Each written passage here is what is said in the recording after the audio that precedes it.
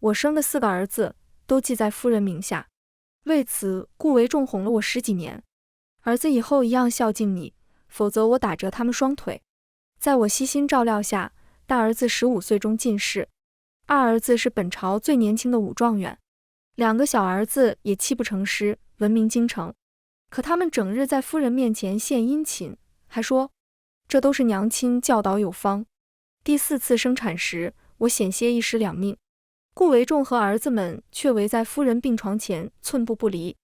稳婆看不下去了，心疼地问能帮我做点什么。我看着襁褓中的孩子，想了想，还真有，帮我估辆马车吧，要能立刻出发的。大家好，欢迎收看达达听书。林姨娘，这万万使不得啊！稳婆一脸为难。且不说您刚在鬼门关走一遭，还要坐月子好生休养，就是您这身份，擅自离府被抓到也没活路啊。是啊，姨娘到底不是正妻，说难听点就是奴。我轻轻戳了戳孩子的小脸，这小东西不像生前头4个哥哥时顺当，差点就要了我的命。不过啊，我也做了个自私的决定，算是扯平了。稳婆还在旁边劝我，从枕下抽出一纸文书。放心，顾大人同意了的。这封放归书是我让出正妻之位时，逼着顾维重写下的。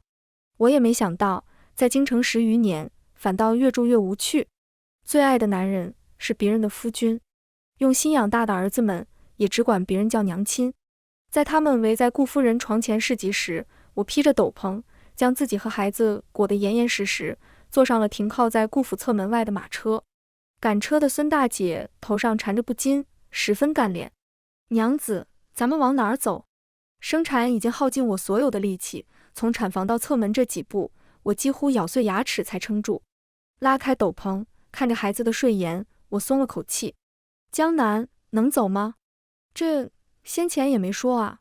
看孙大姐为难，我重新拉好斗篷就要下车。我能理解，对京城女子来说，江南还是太远了。仅靠罗裙下那双单薄的绣鞋，恐怕一辈子都走不出父亲、夫君到儿子这个圆圈。现在我必须赶在关城门前，再寻辆合适的马车。风吹进帘子，我脸色一白，轻咳2声。唉，娘子急什么？孙大姐笑眯眯拉住我，顺手将被风吹开的车帘仔细封好。我的意思是，要走这么远的路，得备好干粮。孙大姐将马车赶到街市，摊贩们正卖力吆喝着：新鲜的梨子哟，甜掉牙喽！客官，来碗热腾腾的馄饨吧。孙大姐显然是出过远门的，买了糊饼、肉干，都是便于存放的吃食。一个糊饼3文钱，肉干100文1斤，总共是。孙大姐认为摊主算错了账，坚持要自己再算一遍。我将车帘拉开1道口子，一共476文钱，对方多收了34文。哎呀，娘子，您这算账的本事是1等1的。听着孙大姐夸赞，我摇摇头坐回去。商贾之女，对算账自然信手拈来。摊贩退回来的铜板，我让孙大姐自己收着。临出城，她却买来3斤红枣。娘子路上无聊，就当零嘴吃，补补气血。我愣了下，甚至忘记道谢。自始至终，孙大姐都没问过我为什么要一个人带孩子出远门。她只知道生产是到鬼门关，侥幸闯过来，也要被阎王扣下半条命。但顾维仲和我的儿子们却不知，难产时，我嫁妆中最后一根能救命的血参，被他们要走给了顾夫人。在他们眼中，顾夫人的风寒比难产要严重得多。从前，比血参贵重100倍、1000倍的东西我都不放在心上。或许是年龄大了，才变得自私又小气。对于没有回报的事，也就不想再付出。马车驶出京城，我冒着受凉的风险，拉开车帘，回头看了最后一眼。京城很好，只是我不想再来了。我跟顾维仲算是青梅竹马，订立了婚约。只是他上京赶考时，被尚书家绑下捉去。当我收到书信，带着10里红妆，走了3个月才从江南来到京城时，顾维仲跪在我的马车前。之下，我保证除你之外，不可能再爱上其他女子。顾维仲说，尚书家的千金通情达理，允我入府做侧室。除了名分，我同他与一般夫妻无二。年少仰慕的男子如此卑微乞求，我不争气的心软了。大儿子育儿出生时，顾维仲寸步不离守在我的产房外。顾家3代单传，一举的难，都说我运气好。只是孩子还没来得及让我看一眼，就被人抱去正院。顾维仲来同我商量，想将儿子记在顾夫人名下。育儿有了嫡子的身份，以后才不会在京城被人看轻。夫人的娘家尚书府也自然会多多看顾后辈。顾维仲说那么多，都掩盖不了他想拿我的儿子去维护顾夫人脸面的事实。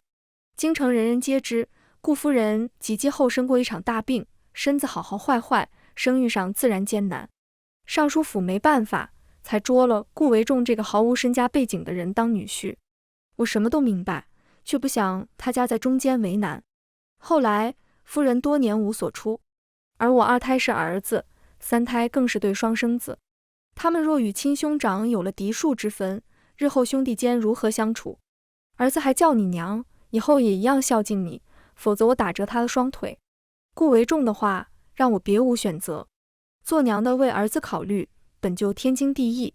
儿子都是在我身边长到3岁，再搬去夫人的正院。其实夫人待他们很好，从不打骂。我时常带了自己做的点心或者衣裳去探望，问问功课，再记下身量，想方设法的跟儿子们多待会儿时间，直到撞见育儿带着弟弟画将我做的莲花酥掰碎了喂鱼。育儿战战兢兢地向我道歉，叫的不再是娘亲，而是姨娘。画从前最心疼我，喜欢用胖乎乎的小手勾着我的脖子撒娇，可他也不认我。我们的娘亲是尚书府嫡女，是顾家正头娘子，你只是顾家的下人，不配当我们娘亲。顷刻，我的心比飘在水面上的渣子碎得还要彻底。顾维仲知晓此事后，当晚就押着儿子们来我面前负荆请罪。他是书生，一向儒雅，我从未见他发过那样大的火。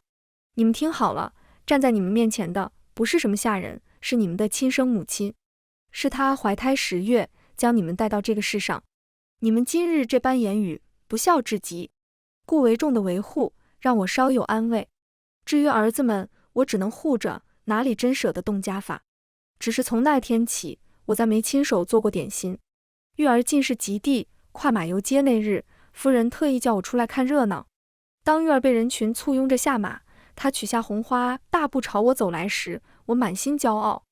15岁中进士，比他爹都要强上太多，也不枉费我拜托娘亲从江南请来大儒授课。可我眼中的欣喜，却在育儿与我擦肩而过时散去。他将红花双手送至顾夫人面前，目光带着丝讨好。孩儿有今日，都是娘亲教导有方，娘亲受累了。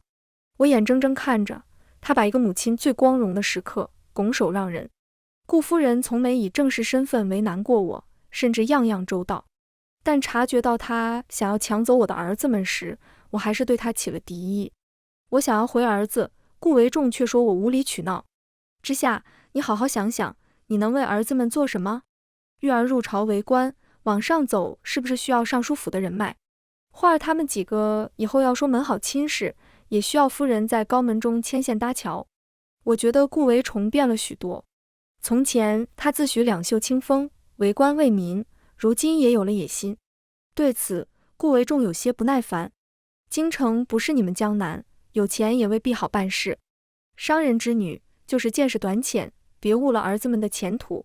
他声音轻飘飘的，却像一记耳光，响亮地打在我脸上。这好像还是顾维重第一次吐露心里话。曾以为儿子们嫌弃我出身，很可能是顾夫人背后说了什么。如今我才意识到，也许是因为顾维仲从心底里对我的看轻。顾维仲在朝内官职一直不上不下，我就算用所有嫁妆为他的仕途铺路，可能也比不上尚书大人一句谏言。那天是我第一次离开顾府，单薄的软底鞋走在京城的石板路上，脚底被石子硌得生疼。我坐在巷口，呆呆看着怎么也走不到的城门。当初不顾娘亲反对，也要远嫁京城的勇气，如今拾不起半点。这时路过的摊贩递来一串糖葫芦，这位娘子，给家里的小公子买串糖葫芦吧，看这果子又红又甜。我笑了笑，还有多的吗？我有4个儿子，一根怎么够分？于是我买下摊贩最后4根糖葫芦，他恭维着我的好福气往回走。我恍然想起，儿子们都长大了，他们要仕途，要婚事，唯独不再像小时候，只要1根糖葫芦就能哄得他们说我是天下第一好的娘亲。我一口一口咬着山楂，也许是放久了，冰糖一点也不脆，果子酸得我眼泪直流。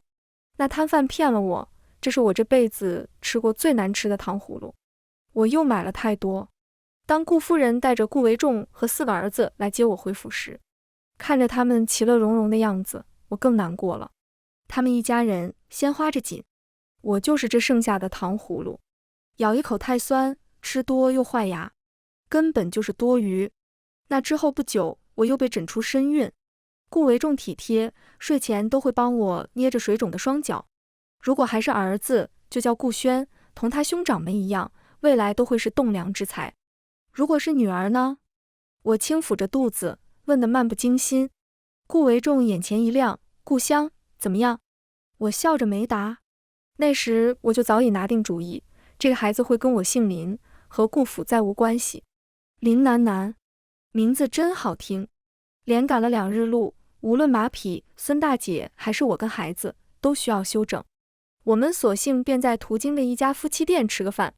饭菜上来后，孙大姐让我先吃，她抱着孩子，一个劲地夸，这孩子知道疼娘，一路上几乎不哭不闹，看着眼睛和嘴巴，跟娘子你一个模子刻出来似的。说来也怪，前头几个儿子1岁前都很难带，半夜里总要将我闹醒几回，我时常奶水不足，他们就用力去咬，去吮吸。喂老3老4的时候，我被咬到血肉模糊，一拉下寝衣就疼得直冒冷汗。楠楠不一样，吃奶总是慢慢的，也不爱哭，才睁开眼就知道对着我笑。一路上我都在担心楠楠会不会是生病了，幸而路上遇到个大夫，说没事。我没什么胃口，但为了孩子，强撑着吃下大半碗饭。等我和孙大姐轮流吃过饭，楠楠扁了扁嘴巴，我就知道是饿了。正要结账离开，黑脸的胖掌柜将我们拦住。这位娘子，你银子给的也不够啊。他眯着眼睛，脸上堆着笑。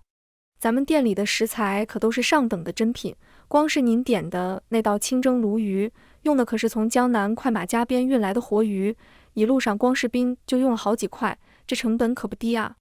再说那翡翠白玉汤，里面的豆腐是用山泉水磨的，连盐都是用的清盐，您说这能便宜吗？孙大姐正要反驳，被我拉住。出门在外，要少些意气之争。此刻我身子阵阵发冷，只想尽快解决了这事。掌柜的，你就说我们该付多少银子？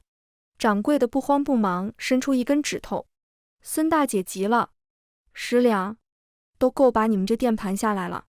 不是10两，是100两。还有，掌柜的依旧笑眯眯，从后腰抽出一把油汪汪的菜刀。本店概不赊账。我心头一沉，这是遇到黑店了。100两是不多，但我现在拿不出来。顾维仲从前和我说过几次，让我把嫁妆交给顾夫人打点。我不肯。等玉儿、花儿大了，在外走动需要银子，顾府的月例远远不够。他们不愿意跟我开口，结果被不怀好意的人做局，吃饭付不出银子，让店家扣下，闹了大笑话。顾府账面上银子紧张，收到消息，我想也没想就坐车去赎人。马车赶得急，转弯侧翻，将我摔了出来。我忍着疼，不敢耽搁片刻。当我带着银子一瘸一拐赶到酒楼时，看到那几个京城纨绔在取笑我儿子。怎么来个瘸子？这是你们顾家什么人？玉儿不说话，脸皮发红，低下头时还埋怨地看我一眼。花儿则直接瞪着眼睛，像是在警告我不要说些不该说的话。那一刻，身上的伤反而不疼了，心却像被马蹄踩踏般，几乎让我喘不过气。半晌，我露出个卑微的笑容。我是顾家下人，来给2位公子送银子，现在可以放人了吧？花儿张大了嘴巴，就像小时候犯错那样，别过头不敢看我。玉儿猛地抬起头，我却已经留下银子，转身离开。明明做娘的，为儿子受些委屈也无妨。事情传回顾府，他们也在顾夫人的勒令下，来我门前下跪认错了。可我却发现，曾被我视如珍宝的儿子们，我好像没那么爱他们了。那天之后，我就把嫁妆交给了顾夫人。在我起意回江南时，怕引起顾家注意，没敢支用太多银子。赶路本是足够的，没想到会遇见黑店宰客。孙大姐与掌柜的僵持着，楠楠忽然放开嗓子大哭，我哄得吃力，汗水早已打湿了鬓角，感觉身子越来越沉。我正想跟店家交涉，突然眼前一黑，便没了意识。娘子，林娘子，你怎么样？简陋的屋舍，床却铺得温暖舒服。我睁开眼，只看到孙大姐，一时着急。孩子呢？孙大姐面色透着古怪，我急得就要下床。早有听说，有些盐道黑店会把人扣下买卖，孩子自然是最值钱的。这时，木门被人一脚踢开，进来个壮硕的妇人，跟那掌柜的实在太像。看到他手中抱着的襁褓，我下意识就要去抢。大妹子，你还要不要命了？黑脸妇人声音响亮，一开口就险些掀翻屋顶，霎时给我镇住。我定了定神，只要你别伤害我们，你要多少银子？我给。扑哧，孙大姐在旁笑出声。林娘子，你误会了，张大娘和掌柜的是好人，知道你产后亏了身子，这不宰了最后一只能下蛋的母鸡给你炖汤。孙大姐端来桌案上还冒着热气的鸡汤，汤面上浮着一层金黄的油脂，鸡肉炖得酥烂，汤底轻轻一晃便骨肉分离，还加了黄芪、枸杞、桂圆和生姜，都是好东西。香气才钻进鼻尖，我就感觉整个身子都热了起来，泪水在眼眶里直打转。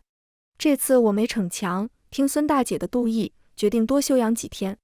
张大娘看我奶水不足，还让掌柜的去附近村落买羊奶。虽然开黑店，他们却不算坏人。儿子媳妇行医救人时染上天花没了，小孙子一场高烧后再不能说话，治病所需药材花费极高，老夫妻不得已出此下策。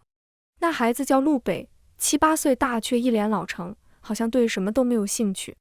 他平时在镇上给木工当学徒，因不能说话被同龄人排挤，连个朋友也没有，看着可怜的紧。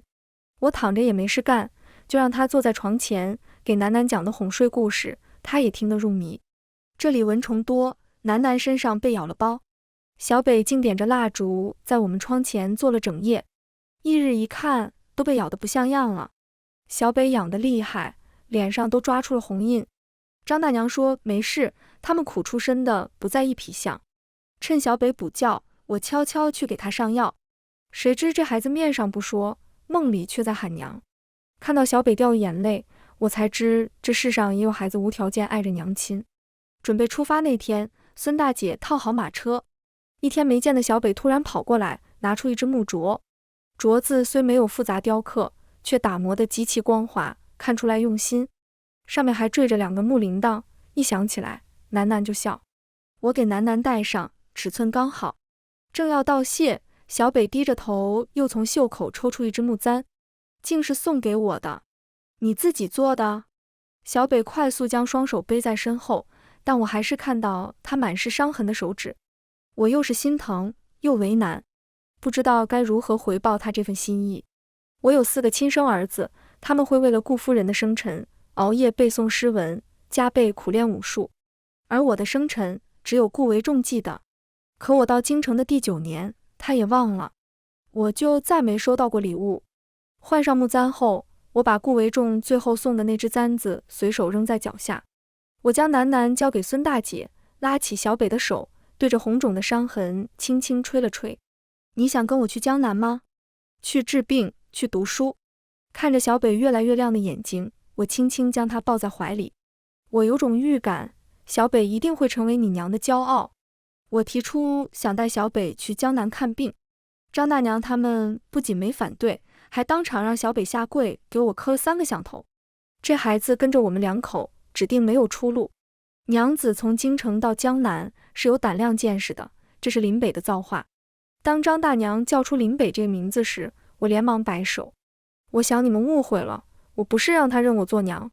见小北看着我，我立刻补充了一句，小北有他自己的娘亲，我最多算他干娘。张大娘松了口气，用力拍了拍小北的肩膀，送我们上车。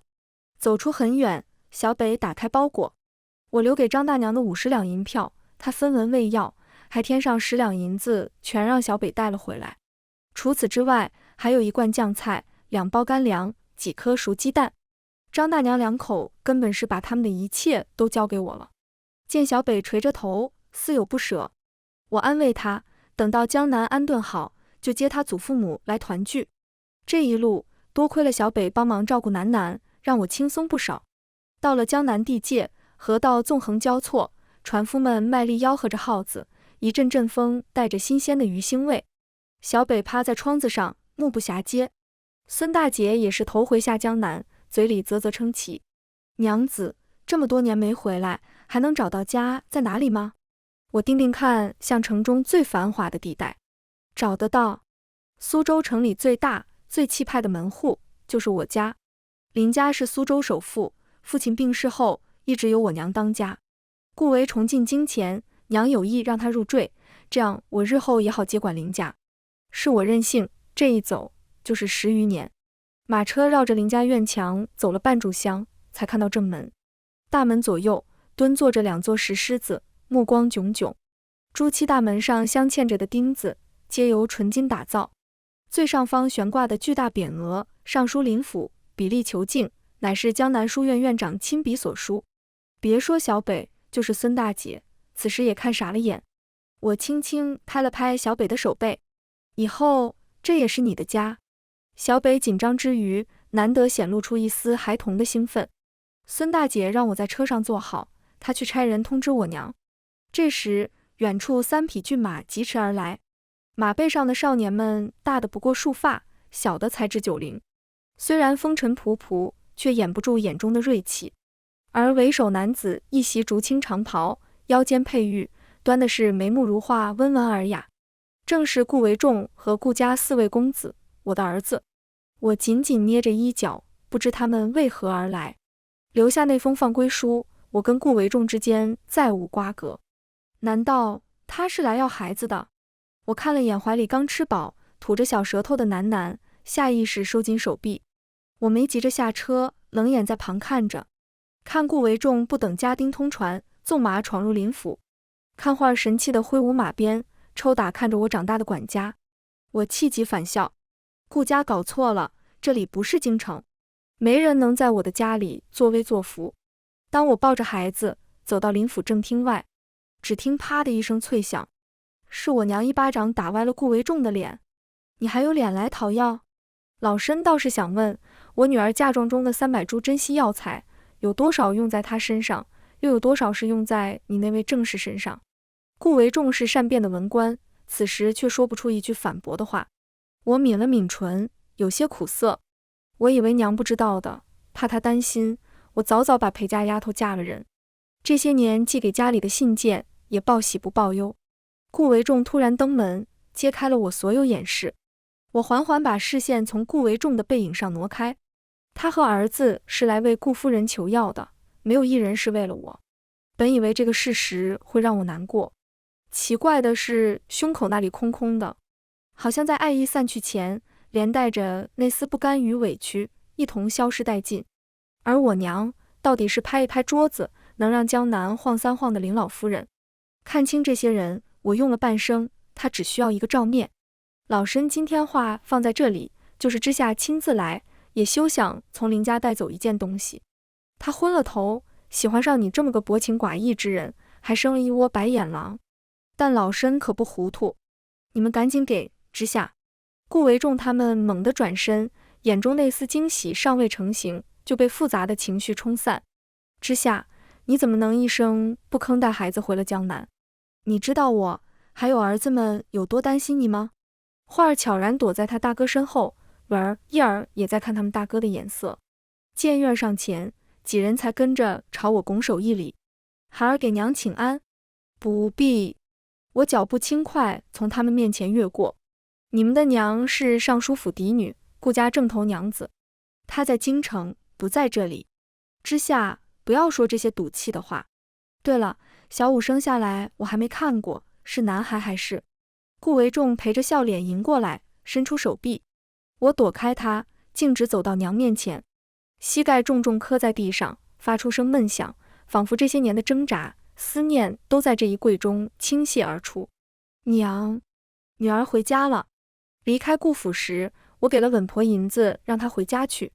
但凡顾维仲有心，差人把稳婆叫来问问情况，不至于连这胎是儿子女儿都不知。路上2个月虽然艰苦，但孙大姐和小北都紧着我照顾，奶水还算充足，把楠楠养得白白胖胖。我才拉开襁褓，楠楠就对着我娘咧开小嘴。娘，这是您孙女林楠楠，姓林。好好好。接过楠楠后，我娘板着一张脸，总算是软和下来。我悄悄松口气。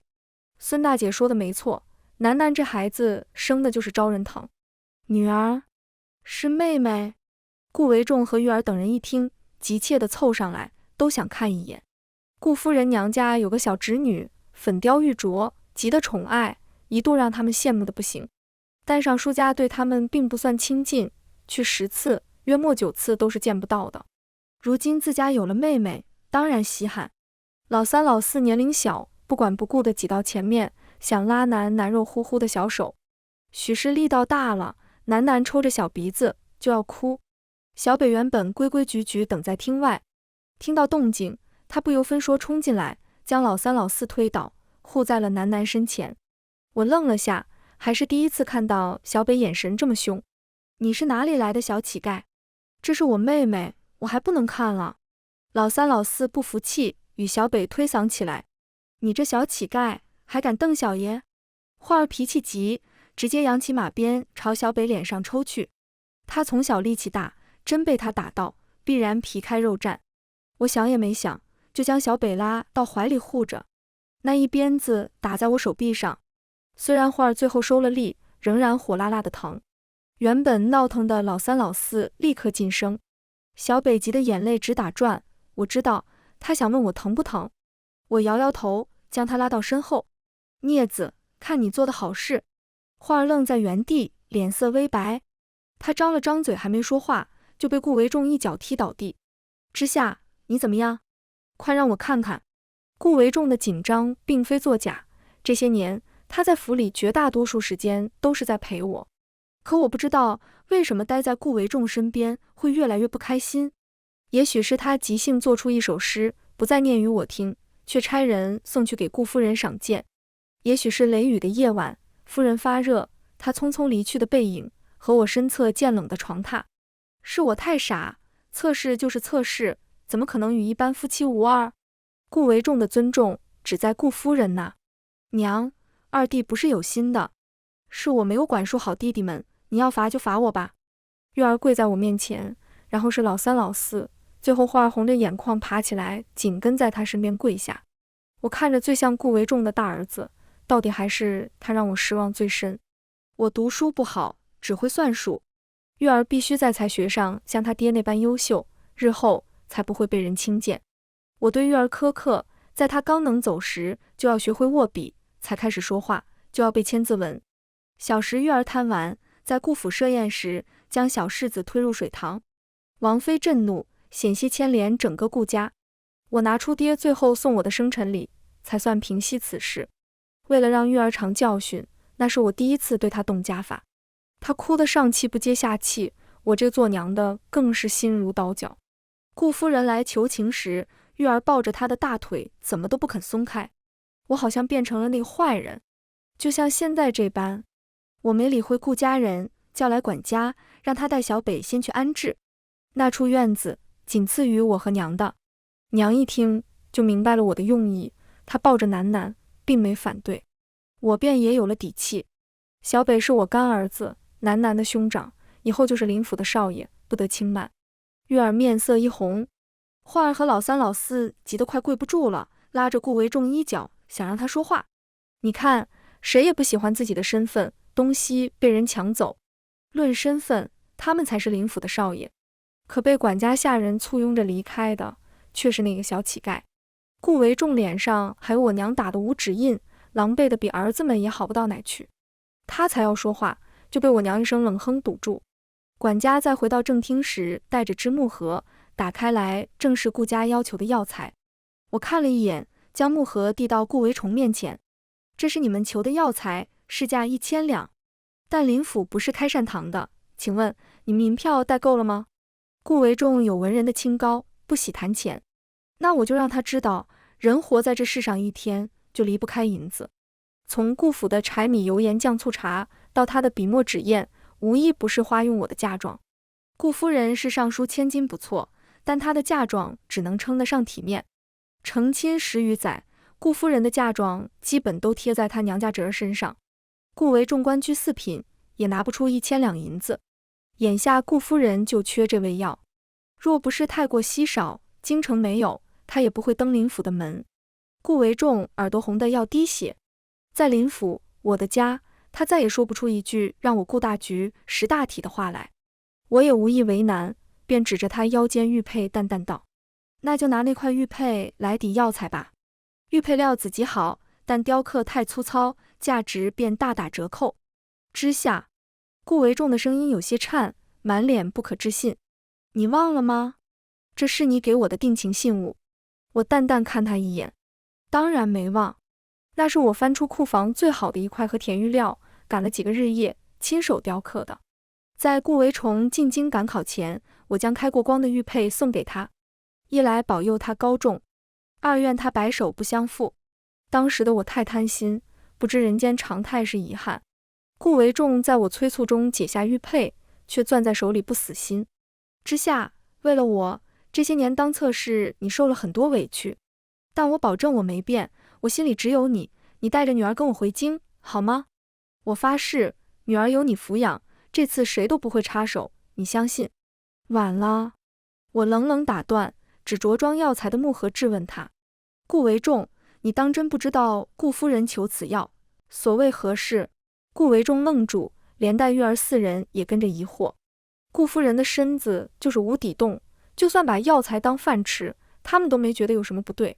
直到我再次开口，这株药材值1000两，可不是能起死回生，它最大的功效是保胎。停顿片刻，我声音带着丝嘲讽：顾夫人有身孕了。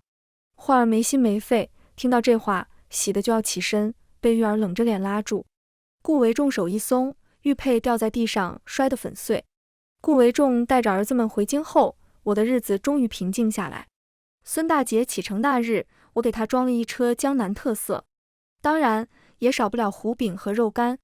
看着孙大姐驾车离去潇洒的背影，我们都知道这辈子应该再难有见面的机会。一辈子很短，但京城到江南的路太长太长。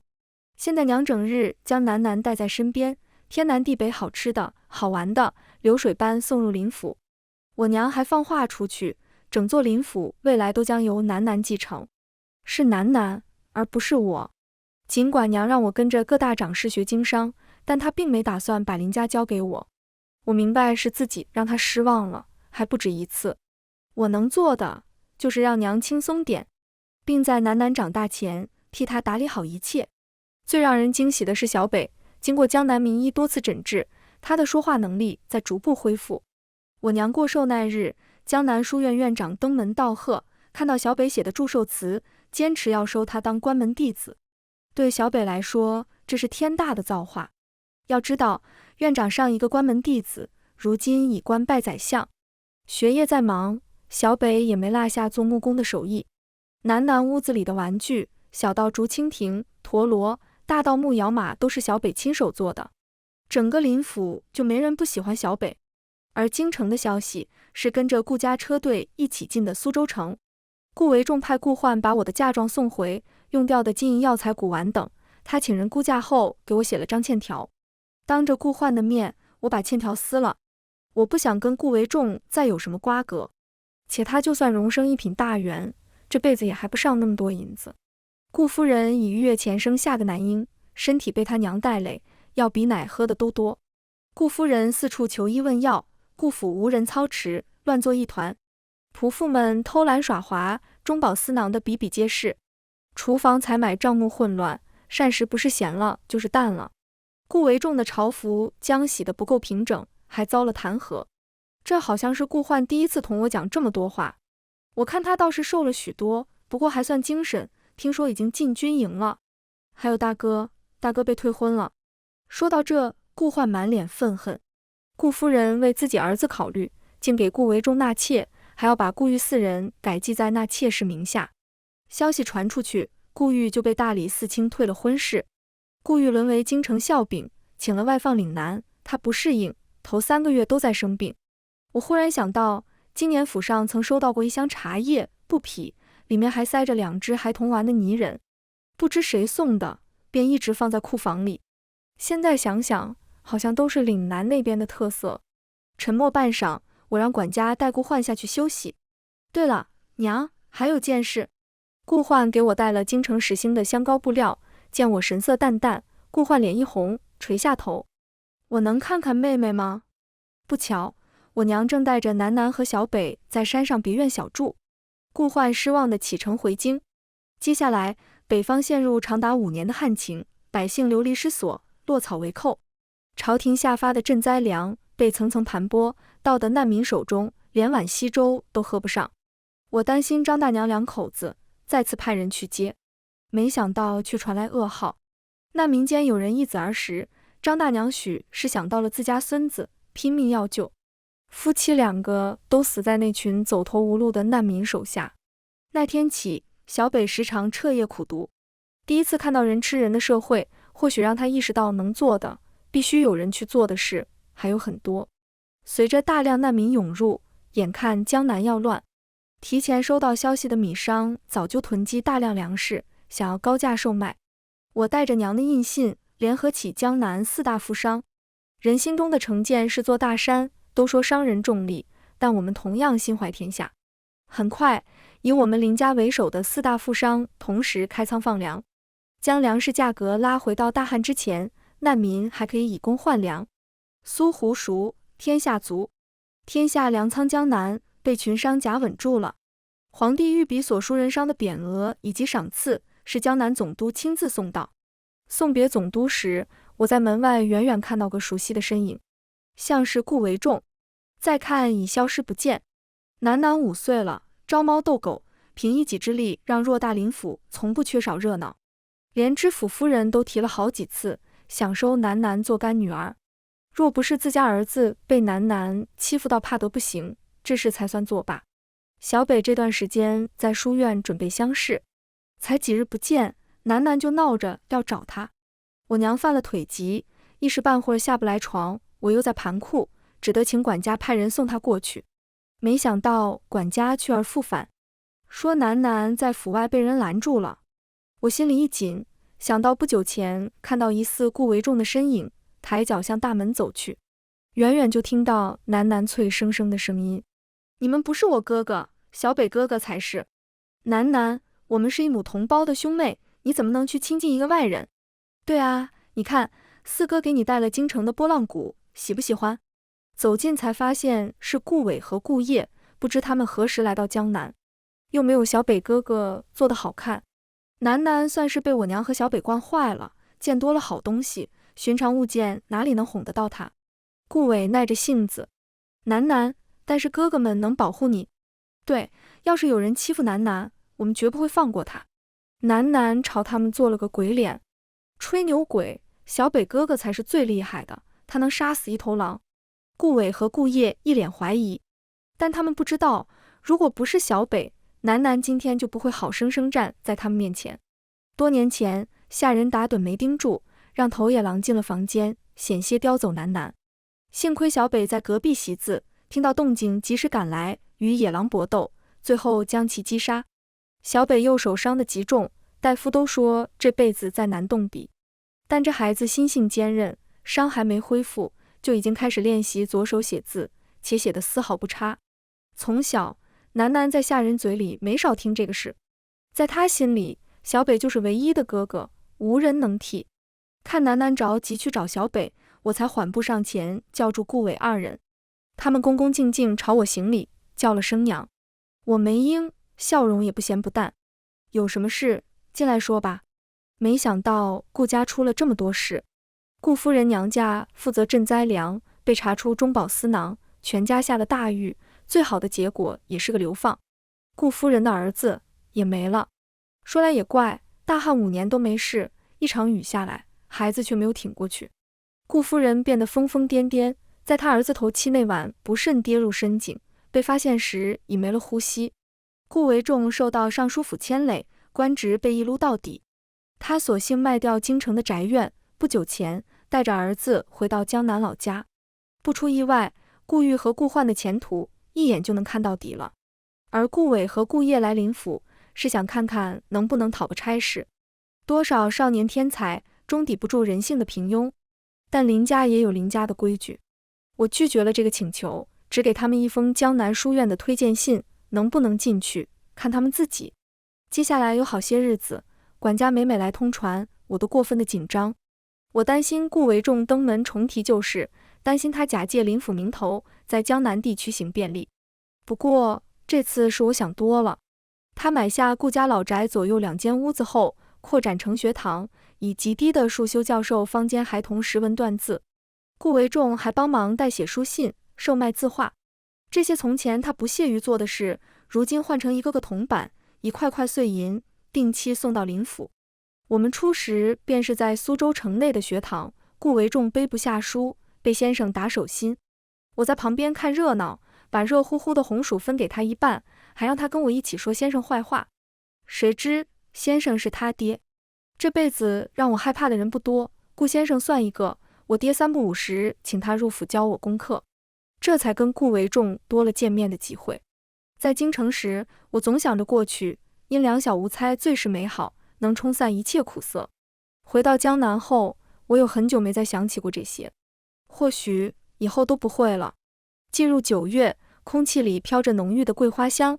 我牵着楠楠的手，站在林府外，等待着乡试放榜。娘，小北哥哥能中吗？他都答应要教楠楠做纸鸢了。我虽然也紧张，但更相信小北。正要说点什么，远处传来一阵锣鼓声，紧接着是人群的喧哗。放榜了，放榜了！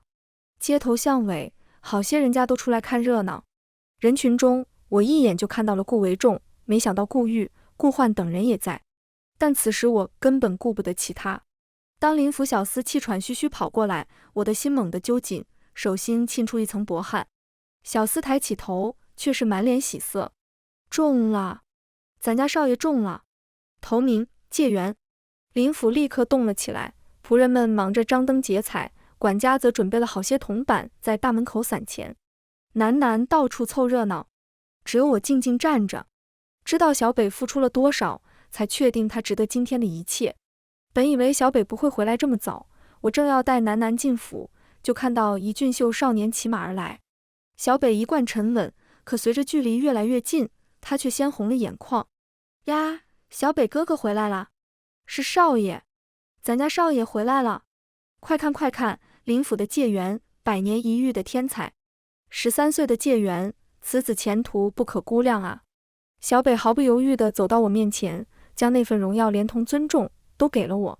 他如今的身量比我都高了，眉眼间早已褪去稚气。